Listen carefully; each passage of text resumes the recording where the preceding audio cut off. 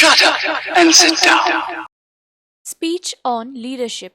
Leadership speech for students and children in English. Hello. Good morning to every last one of you presents over here. Before going ahead of, I would like to extend a warm welcome to every person present over here.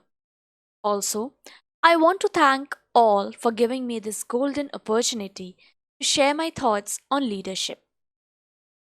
Let me start my today's speech by quoting the names of a few famous leaders from history like Mahatma Gandhi, Chandrasekhar Azad, Subhash Chandra Bose, Nelson Mandela, Martin Luther King, and the list is truly endless.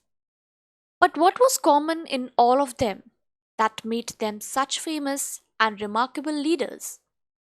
It was their qualities that persuaded people to respect and follow them. A leader is the one who knows the path, shows the path, and walks on the path. It is very true. A person who just guides you and points out the path is not a leader but a boss. But the person who is ready to step on the risky path with you by holding your hand is the true leader.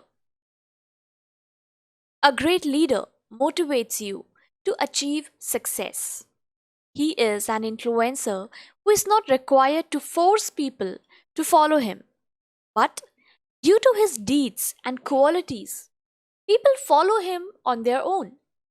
It is not a must for a leader to have the wrong build, but a leader must have a strong personality. You all might now be thinking that if a leader is so important, then what about leadership? Well, it is equally important. Say, for instance, when we do some work in a group, there is always a person who distributes the work and keeps a check on progress. He also makes sure that there are no loopholes and tries to finish everything early. He is the one acting as a leader. Leadership is not an easy task. It is not for people with weak hearts. It is about having a vision and aim.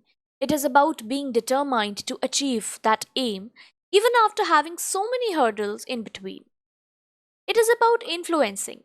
It is about positive and impactful communication. It is about having the capacity to take is the decision in the worst picture. It is about managing with visibility and not with undue power.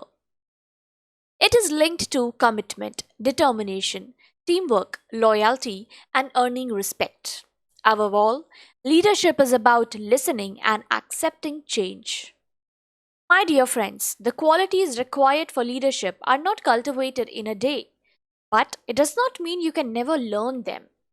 Leaders who possess great leadership qualities have learned and earned them with time. Leadership is all about thinking for the benefit of others over the benefit of itself.